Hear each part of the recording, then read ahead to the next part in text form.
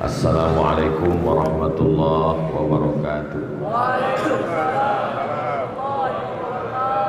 Alhamdulillah wassalatu wassalamu ala Rasulillah Sayyidina wa maulana Muhammad ibni Abdillah wa ala alihi wa sahbihi wa man tabi'ahu wa mawalah.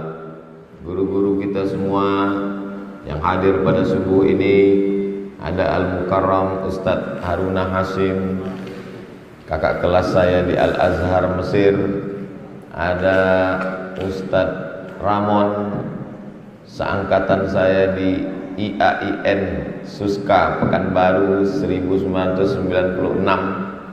Ada juga hadir subuh ini peneliti sanad qiraat Al-Quran yang kebetulan dari Sumatera Utara.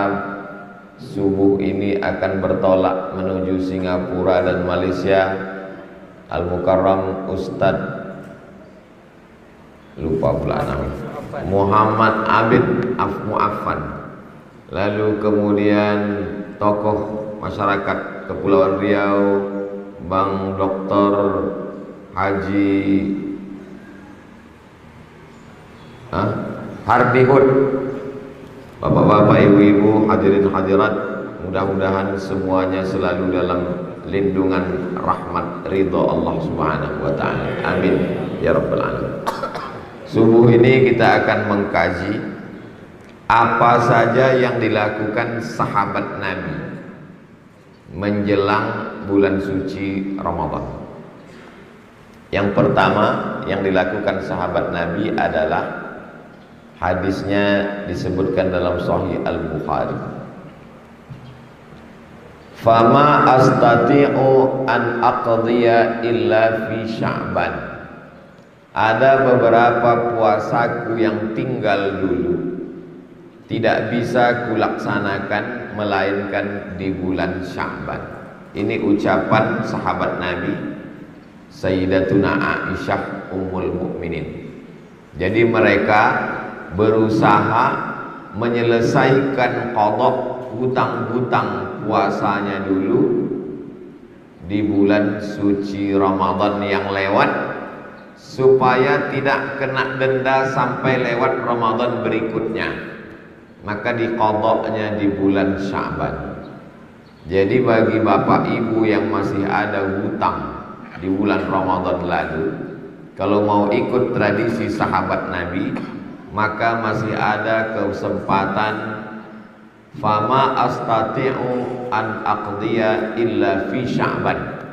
Masih ada hari Sabtu, hari Ahad, Senin, Selasa, Rabu, 5 hari lagi mengqadha puasa yang tinggal kemarin di bulan Ramadan. Tapi masalahnya ada hadis sahih juga, idzan tasafa Sya'ban fala tasumu. Kalau sudah lewat nisfu Sya'ban, maka tak boleh puasa lagi. Kontradiktif. Satu hadis mengatakan kalau sudah lewat nisfu Sya'ban tak boleh puasa. Satu hadis lagi mengatakan sahabat Nabi mengqadha puasanya di Sya'ban. Bagaimana solusinya kalau terjadi kontradiktif, ikhtilaf, tanaqud antara dua hadis? Maka setelah diteliti oleh para ulama, maksudnya tak boleh berpuasa setelah nisfu Sya'ban, artinya orang yang memang tak pernah puasa sunat sama sekali, tak pernah puasa Senin Kamis, tak pernah puasa Daud, tak pernah puasa Ayyamul Bait, tiba-tiba setelah nisfu Sya'ban dia puasa sunat, tak boleh. Tapi kalau orang memang 1 tahun dia puasa Nabi Daud, yasumu yauman, puasa sehari, wa yuftiru yauman, makan sehari, puasa sehari, maka setelah nisfu Sya'ban dia laksanakan, kata ulama tetap boleh. Yang kedua, dia mengqadha. Yang tak boleh itu memulai puasa sunat sesudah nisfu Sya'ban, tak boleh. Adapun mengqadha puasa yang lewat di masa lalu, maka hukumnya boleh. Jadi tidak ada kontradiktif kalau dilihat dengan pemahaman yang benar. Itulah mengapa ada hadis-hadis yang nampaknya bertentangan zahirnya, tapi sebenarnya pertentangan itu adalah dari lafaznya saja. Sebagaimana contohnya ada hadis menyebut innal mayyita yu'azzabu bibukai ahlihi. Mayat itu disiksa karena keluarganya menangis. Disampaikan hadis itu kepada Sayyidatuna Aisyah. Kata Aisyah, ini hadis tak betul. Mana pula bapaknya disiksa gara-gara anaknya menangis. Wala taziru waziratu wizra ukhra. Orang tidak mungkin memikul beban dosa orang lain. Wa anlil insani illa ma sa'a. Dalam Islam, orang itu hanya menanggung dosa dia, tak ada dosa warisan. Bapak meninggal, lalu ibu menangis. Kena azab pula bapak tuh gara-gara ibu menangis. Sudahlah dulu waktu dia hidup azab juga gara-gara ibu. Sekarang sudah mati dia kena azab juga gara-gara ibu. Jangan ibu tersinggung, ibu macam ini tak ada di Batam, di luar Batam. Cuman beberapanya kabarnya udah pindah pula ke Batam. Anak mungkin. Maka setelah diteliti apa maksud orang mati ini disiksa gara-gara keluarganya menangis, rupanya kalau kita paham kronologis cerita hadis itu, baru kita ngerti tak ada kontradiktif antara hadis dengan Quran. Lalu kenapa disebut orang mati disiksa gara-gara keluarganya menangis? Karena dulu di zaman jahiliyah, orang sebelum mati itu berpesan, nanti kalau aku mati nak, tolong kau undang grup menangis. Menangis kalian rame-rame. Makin ramai yang menangis, makin hebat. Makin banyak yang menangis, meratap, suaranya melengking. Tuh hebat si Fulan. Waktu mati dia kemarin ramai kali orang menangis. Maka dibayar menangisnya. Jadi rupanya masalah menangis dibayar ini bukan zaman sinetron aja, bukan. Zaman dulu pun udah ada orang menangis dibayar. Maka dipesankannya, nanti kalau aku mati kau undang grup menangis. Datang anaknya, dilakukannya wasiat bapaknya ini. Maka bapak itu menerima azab bukan karena keluarganya menangis, tapi karena keluarganya melaksanakan wasiat dia untuk mengundang orang grup menangis. Itulah rupanya makna hadis itu.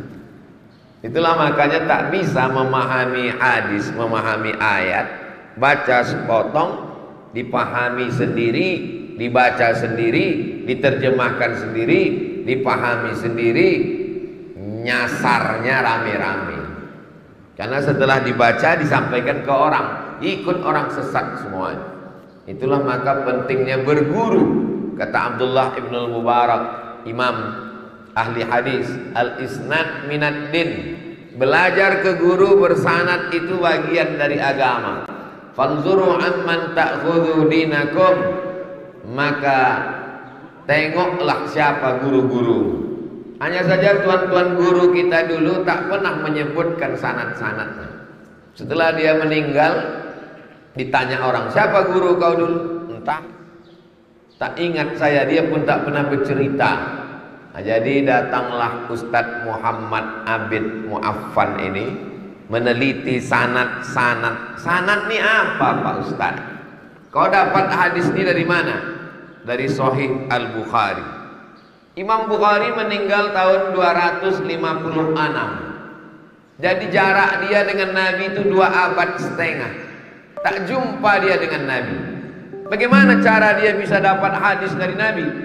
Imam Bukhari mendapat hadis dari Imam Abdullah bin Maslamah. Imam Abdullah bin Maslamah mendapat hadis dari Imam Malik. Imam Malik mendapat hadis dari Abu Zinad. Abu Zinad mendapat hadis dari A'raj. Al-A'raj mendapat hadis dari Abu Hurairah. Abu Hurairah mendapat hadis dari Nabi. Silsilah dari pulan ini, inilah yang disebut dengan sanad. Sanad artinya silsilah periwayatan. Dalam Islam ini ilmu ini bersanad. Belajar hadis ada sanadnya, belajar fikih ada sanadnya, belajar baca Quran ada sanadnya. Itu untuk menjaga orisinalitas, keaslian keilmuan. Karena banyak orang tak berguru, dibacanya Quran itu sendiri, dibacanya hadis itu sendiri, dipahaminya sendiri, dibacanya terjemah, habis itu dibilangnya mari kembali ke Quran dan Sunnah. Pas ditanya, kau kembali ke Quran? Iya. Paham kau Quran itu? Saya pakai Quran terjemah Depak. Terjemah Depak itu kan diterjemahkan orang itu, dari manusia juga. Mana ada bisa kita langsung ke Quran. Inilah pentingnya belajar. Makanya kata ulama, man la syaikha lahu fasyaitanu syaikhuhu. Siapa yang mengaji tak berguru, maka setanlah gurunya. Ustaz, kami ngajinya ke Google. Tengok dulu di Google itu siapa gurunya. Kami ngaji ke Ustadz Adi Hidayat di YouTube. Itu jelas ada orangnya. Yang maksudnya jelas tidak jelas siapa orangnya. Kan banyak itu sekarang di Google itu suaranya aja ada. Anda belok ke kanan, ada lampu merah, macet sebentar. Itu suaranya aja itu, orangnya tak ada itu. Itu komputer itu. Makanya tak tahu kita intonasinya, entah dia marah, entah dia sedih, datar aja. Ada rupanya di dunia ini manusia, tapi tak ada di alam nyata. Ada. Saya bolak-balik ke Malaysia, tak pernah jumpa saya Upin Ipin. Tapi dia terkenal, tapi tak ada di alam nyata. Jadi berguru melalui YouTube boleh, dengan syarat orangnya ada. Habib Umar bin Hafiz ada, Habib Salim Syatiri ada, Syekh Ali Jum'ah ada, Syekh Muhammad Said Ramadan Al-Buti ada. Selama dia imam ahlus sunnah wal jamaah, maka ambillah. Tapi kalau dia khawarij, dia murji'ah, dia qadariyah, dia mu'tazilah, dia liberal, dia syiah, dia sekuler, maka jangan ambil dari orang yang tidak jelas akidahnya. Fikih bermazhab, akidah dari siapa? Imam Abul Hasan Al-Asy'ari. Fikih dari siapa? Imam Muhammad bin Idris Asy-Syafi'i. Tasawuf dari siapa? Imam Junaid Al-Baghdadi, Imam Abu Hamid Al-Ghazali. Cara berzikir dari siapa? Imam Bahauddin Naqsyabandi, Imam Abul Hasan Asy-Syazili, Imam Abdullah Asy-Syattari, Imam para ahli hadis, ahli fikih, ahli tasawuf. Mudah-mudahan kita menjaga silsilah ini sampai hari kiamat, terjaga, terpelihara insyaallah. Amin. Tradisi yang kedua, apa yang dilakukan oleh sahabat Nabi menjelang bulan suci Ramadan?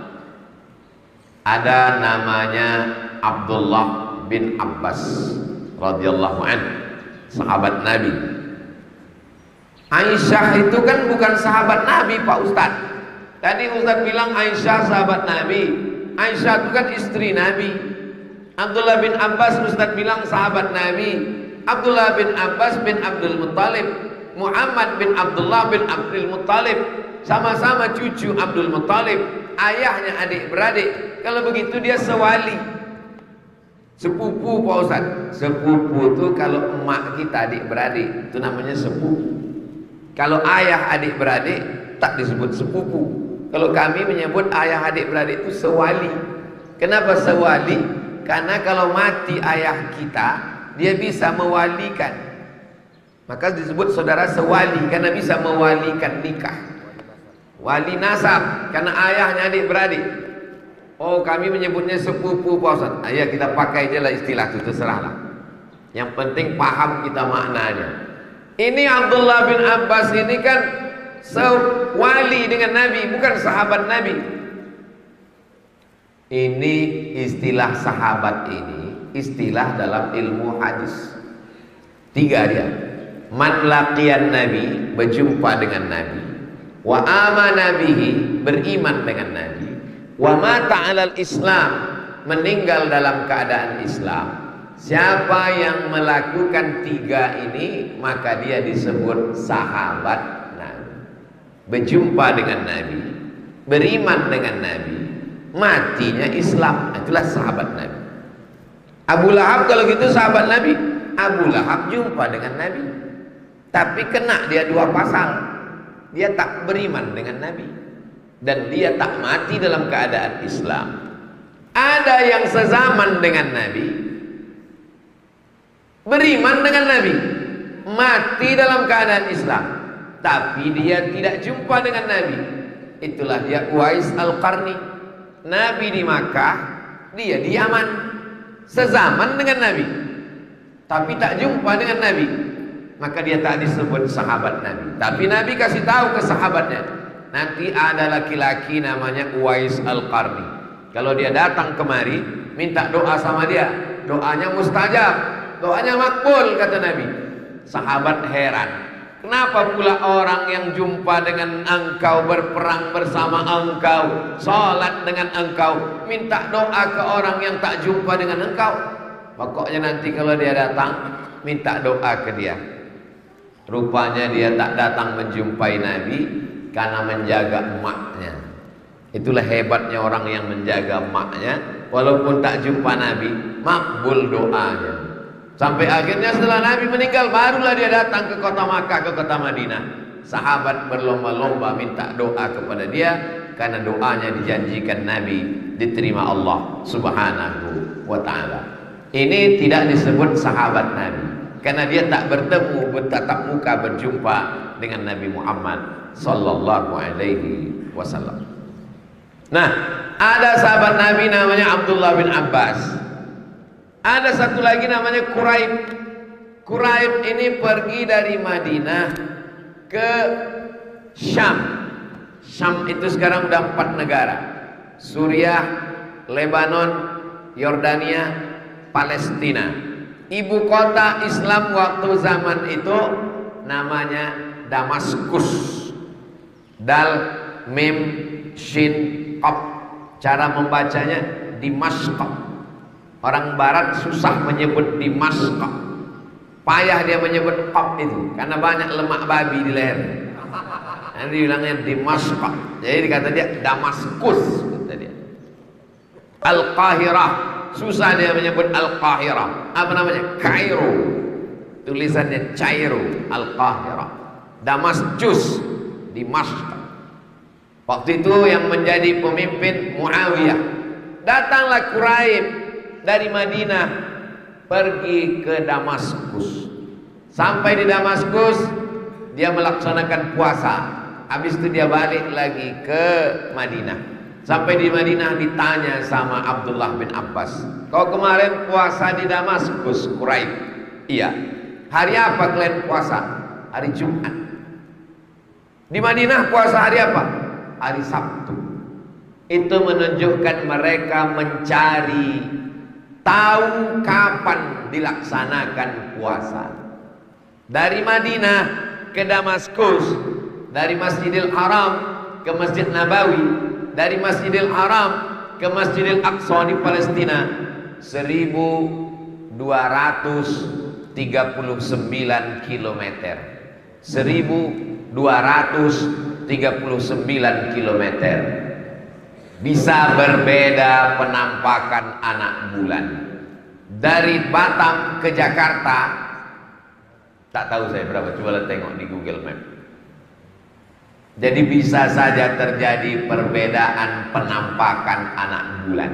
Jadi yang dua mereka lakukan adalah memastikan kapan nampak anak bulan, supaya jangan sampai salah melaksanakan puasa. Yang mereka lakukan ini sumbernya dari mana? Dari perintah Nabi, sumu li ru'yatih, berpuasalah kamu ketika melihat anak bulan. Waftiru li ru'yatih, berhari rayalah ketika sudah nampak anak bulan. Fa in ghubbiya alaikum, kalau bulan tertutup awan, fa akmilu iddatas Sya'ban 30 yauman, sempurnakan bulan Sya'ban 30 hari. Besok hari Sabtu, Ahad, Senin, Selasa, Rabu. Rabu tanggal 29 Sya'ban sore seluruh orang di Indonesia menengok anak bulan. Orang Melayu menyebutnya anak bulan, orang Arab menyebutnya hilal. Maka kalau ada suami ibu yang namanya hilal, jangan kasih dia keluar Rabu sore itu, karena dia sedang dicari-cari orang.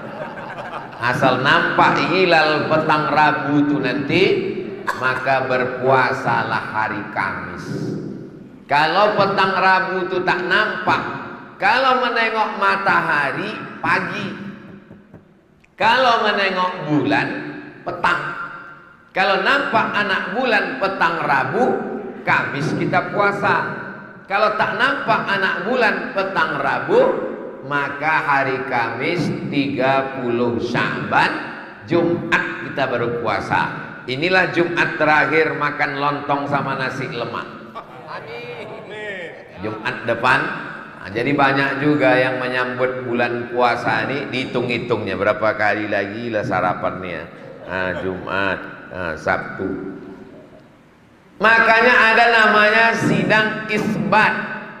Hari Rabu malam Kamis nanti sidang isbat. Apakah saksi-saksi yang dipasang di seluruh Indonesia ini menengok anak bulan? Ada namanya Mabims. Mabims. Mabims. M-nya menteri-menteri, A-nya agama, B-nya Brunei Darussalam, I-nya Indonesia, M-nya Malaysia, S-nya Singapura. Namanya Mabims, menteri-menteri agama Indonesia, Malaysia, Brunei, Singapura menetapkan kapan Ramadan jatuh. Kenapa Muhammadiyah bisa menetapkan hari Kamis nanti 1 Ramadan?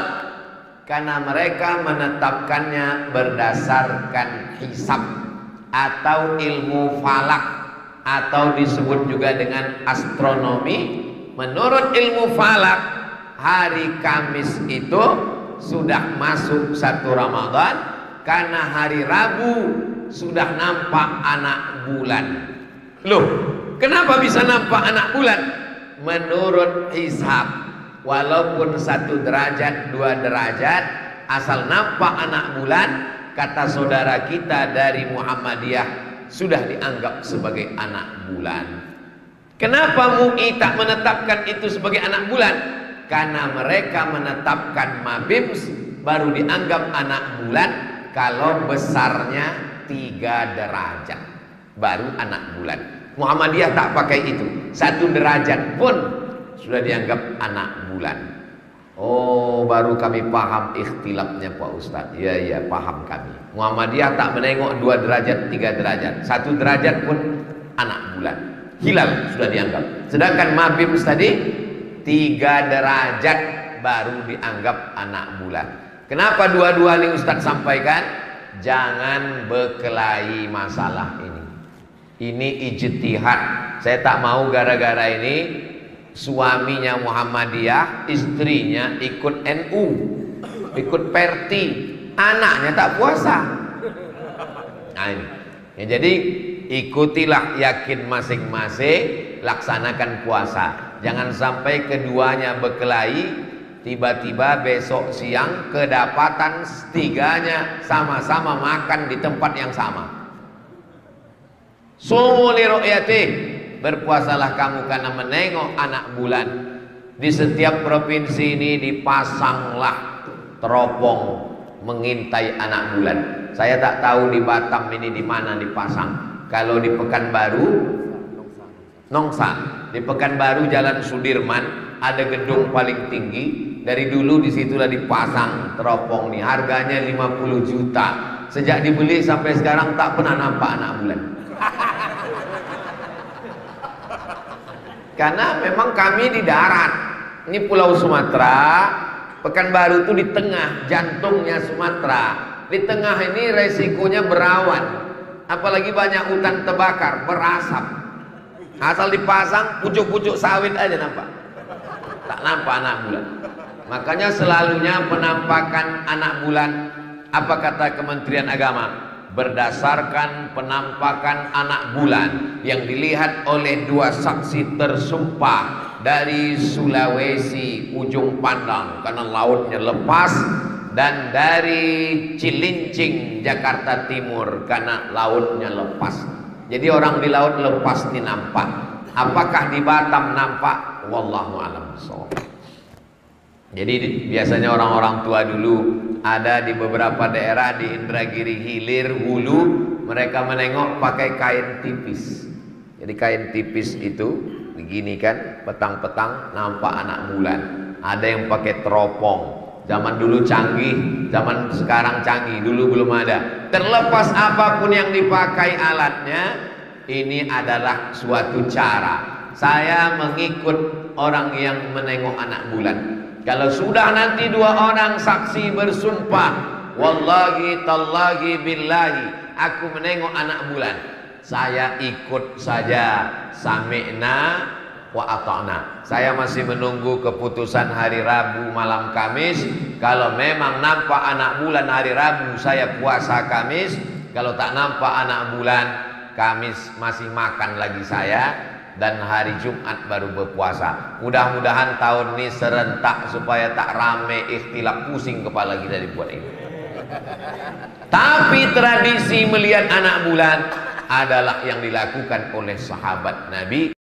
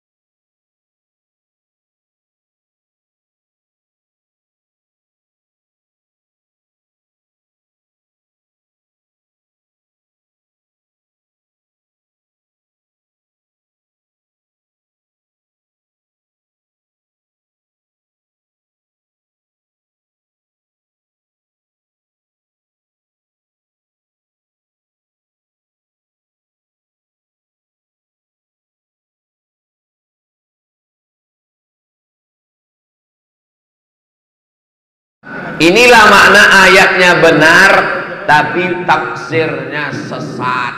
Banyak sekarang orang menafsirkan ayat ini sesuka hatinya, seenak kepala dia saja. Berikutnya tradisi yang ketiga, mereka banyak berdoa seperti doanya Sayyidina Umar bin Khattab. Apa kata dia? Allahumma atina wala tahrimna. Berikan kepadaku Ramadan, jangan sampai aku tak dapat Ramadan. Hadisnya sahih. Doa satu lagi, Allahumma barik lana fi Sya'ban wa ballighna Ramadan. Berikan kami berkah di bulan Sya'ban, sampaikan kami ke bulan Ramadan. Hadisnya dhaif, tapi kata Imam Nawawi meninggal tahun 676, ajma'al ulama ijma' sepakat ala jawazil amal bil haditsid dhaif, boleh beramal dengan hadis dhaif. Ini sekarang banyak orang asal hadis itu dhaif tolak. Berceramahlah ustaz di masjid, Allahumma barik lana fi Rajab wa Sya'ban wa ballighna Ramadan. sampaikan kami ke bulan Rajab dan Sya'ban, sampaikan kami ke bulan Ramadan. Datang satu jamaah, Ustaz, hadis itu dhaif. Padahal dia baru mengaji, itulah baru kaji dia. Tapi memang dididik untuk menyepelekan ustaz, untuk mendikte ustaz. Kalau saya digitukannya, Ustaz, hadis balighna Ramadan itu dhaif. Memang dhaif, jadi apa mau kau rupanya? Hadis dhaif itu tidak boleh dipakai kalau untuk menetapkan hukum halal haram. Itu tak boleh. Hadis dhaif itu tak boleh dipakai untuk menetapkan tauhid. Kalau hadis dhaif cukup 5 syarat, boleh dipakai. Pertama, bukan dalam masalah akidah. Kedua, bukan dalam masalah dalil halal haram. Ketiga, tidak ada periwayatnya yang kadzab, pendusta, pembohong, penipu. Yang keempat, masih bernaung di bawah hadis sahih. Yang kelima, untuk fadail a'mal, motivasi, boleh. Bukan kata saya, kata Imam As-Suyuti dalam kitab Tadribur Rawi Syarah Takrib An-Nawawi. Kalau cukup 5 syarat, bisa diamalkan. Nanti ada ustadz berceramah di masjid ini. Awaluhu rahmah, awsatuhu maghfirah, akhiruhu itqun minan nar. Puasa itu 10 pertamanya rahmah, 10 keduanya maghfirah, 10 ketiganya itqum minan nar. Dhaif itu ustaz, memang dhaif, tapi itu untuk motivasi amal. Allahumma laka sumtu wa bika amantu wa ala rizkika aftartu. Itu hadis dhaif itu, jangan dibaca lagi. Terus apa bacaan buka puasanya ustaz? Zahabaz zama'u wa batallatil uruqu wa sabatal ajru. Tinggalkan Allah malaka sumtu itu, pakai zahabaz zama'u. Apa kata Syekh Ibnu Utsaimin dari Saudi Arabia? Itu pun dhaif juga. Dhaif juga rupanya zahabaz zama'u itu. Jadi kenapa disuruhnya pindah dari dhaif Allah malaka sumtu ke dhaif zahabaz zama'u? Padahal sama-sama dhaif. Bedanya yang Allah malaka sumtu ini guru kau yang mengajari. Kalau yang ini aku. Jadi maksudnya walaupun dhaif, kalau aku yang ngajar boleh. Itu kan namanya bodoh yang terpelihara. Allahumma laka sumtu, silakan pakai. Zahabaz zama'u, silakan pakai. Dua-duanya boleh dipakai, karena dia bukan masalah akidah, bukan masalah halal haram, masalah doa buka puasa. Datang yang satu, aku Pak Ustadz, zahabaz zama'u tak aku pakai, Allahumma laka sumtu pun tak aku pakai. Jadi apa kau baca? Bismillah. Itulah yang paling sahih. Apa berkelahi gara-gara ini? Oh, kelahi sebelum buka puasa. Yang betul itu Allahumma laka sumtu, yang betul itu zahabaz zama'u. Rupanya bukan berkelahi masalah hadis, gara-gara lapar. Begitu udah berbuka, senyum-senyum deh. Ini pentingnya mereka berdoa kepada Allah, minta sampaikan ke Ramadan. Andai mati kita, Sabtu, Ahad, Senin, Selasa, Rabu, mati kita dalam 5 hari ini, tak sampai ke Ramadan, insya Allah dapat pahala puasa Ramadan, karena doa kita minta disampaikan ke Ramadan. Makanya doa saya tadi, Allahumma barik lana fi Sya'ban wa ballighna Ramadan. Niyatul mu'min khairam min amalihi. Niat orang yang berpuasa lebih baik daripada orang yang berpuasa. Ini kalimatnya sahih, tapi nanti kalau orang yang tak paham, ya tak puasa. Jumpa sama orang puasa, kok tak puasa? Niyatul mu'min khairum min amalihi. Niat aku lebih baik daripada kau yang berpuasa. Maksudnya bukan begitu, bodoh. Kita ini kalau bodoh belajar, kalau pandai mengajar. Jangan pandai tak terikut, bodoh tak terajar. Diletak di belakang menanduk, di muka menyipak. Kalau ada orang model begini, sabar-sabarkan, Idul Adha nanti kita selesaikan.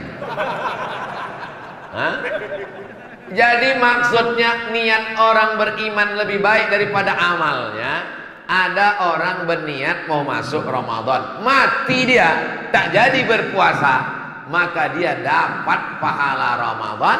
Dan ada orang yang umurnya sampai ke Ramadan, tapi di Ramadan itu dia ria, dia sum'ah, diceritakannya amalnya. Maka yang mati tak sempat ke Ramadan, tapi niatnya lebih baik daripada yang sampai ke Ramadan tapi kena riak dan sum'ah. Jelas? Memang kalau belum sarapannya agak-agak kurang jelas, payah nangkap memang. Itu maka suara saya ini saya gas habis-habisan. Makanya kita berniat baik, berpikir baik, bercakap baik, beramal baik. Datang yang baik sampai ke Ramadan, alhamdulillah. Mati sebelum Ramadan sudah dapat. Makanya orang yang berniat tahajud malam tadi, aku berniat tahajud, bangunnya pas azan subuh. Allahu Akbar, Allah. Tak tahajud abang dek, kebetulan istrinya udah mengaji. Abang sudah dapat pahala tahajud. Lalu tidur abang tadi sodakoh dari Allah. Tapi jangan tiap malam. Sekali-sekali bisa, tiap malam. Tiap malam terlambat. Kalau suami saya Pak Ustadz jam 8 pula subuhnya lagi. Yang keempat, apa yang dilakukan sahabat Nabi menjelang puasa itu? Kata Salamah ibnu Kuhail, namanya Salamah ibnu Kuhail, mereka menjadikan bulan Ramadan ini, bulan Sya'ban ini menjelang Ramadan, Syahrul Qurra, bulannya para pembaca Quran.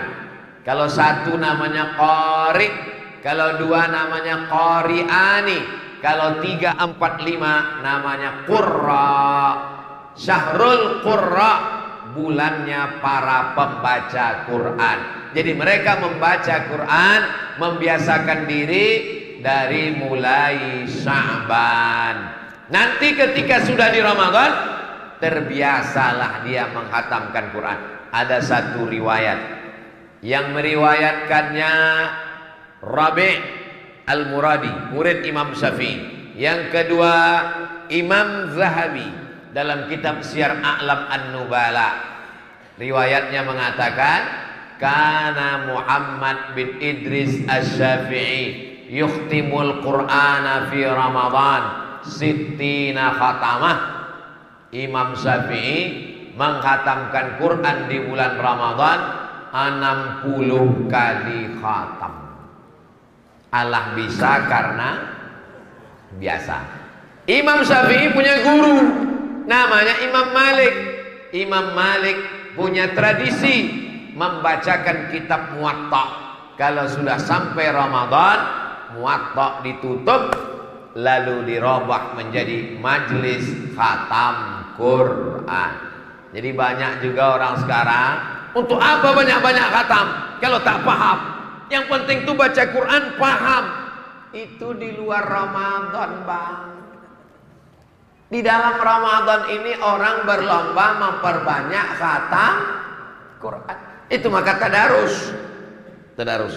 Jadi sebelum masuk Ramadan, belilah Qurannya. Saya belikan Quran almarhumah emak saya sebesar meja ini. Ya udah tua, umur 70, tak jelas nampaknya huruf. Belikan Quran tuh orang tua kita, balik dari sini singgah ke pasar, toko buku, belikan Quran besar, berikan rehalnya, senang hati dia. Oh lah, untuk persiapan aku baca Quran nanti. Bagus kau nak, sayang sama aku, kau belikan Quran. Kau udah beli, aku belikan untuk emak aja dapat pahalanya. Beli juga untuk kita. Quran ada tajwidnya merah putih, hijau kuning berwarna. Ada asbabun nuzulnya, ada terjemahnya, ada tafsirnya, 5 isinya, harganya 150.000. Anggaran untuk sepatu 1 juta. Padahal guna sepatu cuman menjaga tapak kaki dari tai ayam. 1 juta harga sepatu. Ini Quran yang menjaga kita dari azab neraka. Quran akad nikah tahun 80 dulu. Udah tak berbaju lagi Quran juga. Ada pula Quran itu yang disimpan di dalam kotak kayu jati, dibalut kain sutra, dipaku sampai mati tak dibuka-buka. Bukan begini memuliakan Quran. Belilah Quran untuk disiapkan. Balik dari sini ke toko buku, beli Quran 4. Suami, istri, anak-anak, supaya mereka nanti membaca Quran. Tulis di sampul, hadiahku untuk anak biniku, Quran tahun 1444 Ramadan Hijrah. Mudah-mudahan kalian menjadi ahli Quran. Mati kita nanti, dibukanya Quran itu, meleleh air mata dia menengok. Inilah Quran hadiah almarhum ayah dulu. Itu lebih baik daripada nasihat bebuih mulut. Baca Quran, baca Quran. Tak belum tentu tersentuh dalam hatinya. Begitulah mereka dulu menjadikan bulan Sya'ban ini Syahrul Qurra, dari riwayat Salamah bin Kuhail. Yang kelima, la ya'kulu illa ma'a ashabi. Abdullah bin Umar, dia mengundang kawan-kawannya lalu makan dia bersama-sama. La ya'kulu, dia tidak makan illa ma'a ashabi, kecuali dengan sahabatnya. Saya pun sudah saya catat itu. Nanti hari Selasa mengundang si Fulan. Udah saya WA kan. Nanti habis maghrib datang kalian ya. Kita makan bersama menyambut bulan suci Ramadan. Apa kata Sayyidina Ali? Aku membeli satu sok gandum. Satu sok gandum itu 4 mud. Satu mud itu 7 ons setengah. 7 ons setengah, 7 ons setengah, 7 ons setengah, 7 ons setengah. 3 kilo gandum ku beli, ku masak, makan dengan kawan-kawanku. Ahabbu ilayya, lebih aku suka daripada aku pergi ke pasar, ku beli satu budak hamba sahaya, ku bebaskan fisabilillah. Satu orang budak harganya lebih mahal daripada satu ekor onta. Satu ekor onta termurah 50 juta, budak lebih mahal. Lebih suka lagi aku membeli satu gandum, satu sok gandum, masak, makan bersama sahabat. Mungkin ada selama ini cakap kita menyinggung perasaannya. Galah patah boleh disambung, kaca retak boleh direkat, hati yang sakit kemana obat mau dicari. Minta maaf sambil makan bersama, mengeratkan silaturahim. Maka ini baik sekali. Inilah tradisi yang biasa kita lakukan di Nusantara. Menjelang bulan puasa, undang jiran, tetangga, kawan, sahabat, makan bersama, menyenangkan hati orang. Begitu saya sebutkan makan, langsung masuk kue kotak. Bapak Ibu yang dimuliakan Allah Subhanahu wa taala. Saya masalahnya kalau udah masuk ini hilang pula bahan ceramah saya inilah. Begitulah Allah Subhanahu wa taala mengajarkan kepada Nabi, dilanjutkan oleh para sahabat Nabi. Man ahabba yubsata lahu fi rizqihi, siapa yang mau dilapangkan rezekinya, wa yunsa'alahu fi atharihi, dipanjangkan umurnya, falyasil rahimahu, hendaklah dia menyambung tali silaturahim. Waktu sholat Batam. Waktu sholat Batam, maghribnya jam 6.15. Jam 6.15. Sekarang sudah jam 6.19. Sudah boleh sholat sunat isyraq. Maghrib 6.18. Ikhtilaf antara Google dengan masjid. Kalau ikhtilaf mana dipakai? Pakai masjid. Jam saya sekarang jam 6.16, jam masjid jam 6.20. Sekarang tak masalah. Sekarang tak masalah. Tapi di bulan puasa ini bermasalah. Tolong tertibkan semua jam. Itu 6.20. Itu nanti sebelum Ramadan, daripada bekalahi orang di sini, tengoknya ini belum. Jamaah yang dimuliakan Allah Subhanahu wa taala, itulah beberapa kebiasaan baik yang dilakukan sahabat Nabi dilanjutkan oleh tabi'in sampai ke guru-guru kita, diajarkannya kepada kita, termasuklah subuh ini saya sampaikan sebagai bekal kita untuk menyambut bulan suci Ramadan. Saya ucapkan selamat menunaikan ibadah puasa Ramadan 1444 Hijrah. Taqabbalallahu minna wa minkum sholihal a'mal. Mudah-mudahan Allah menyampaikan umur kita dan dijadikan Ramadan ini amal kita lebih baik daripada Ramadan yang lalu-lalu. Ala hadhihi niyyah, untuk niat yang baik-baik ini. Al-Fatihah. A'udzubillahi minasyaitonir rajim. Bismillahirrahmanirrahim. Alhamdulillahi rabbil alamin. Ar-Rahmanir Rahim. Maliki yaumiddin. Iyyaka na'budu wa iyyaka nasta'in. Ihdinas siratal mustaqim. Siratal ladzina an'amta 'alaihim ghairil maghdubi 'alaihim waladdallin. Amin. Allahumma shalli ala sayyidina Muhammad wa ala ali sayyidina Muhammad. Allahumma a'tina wa la tahrimna.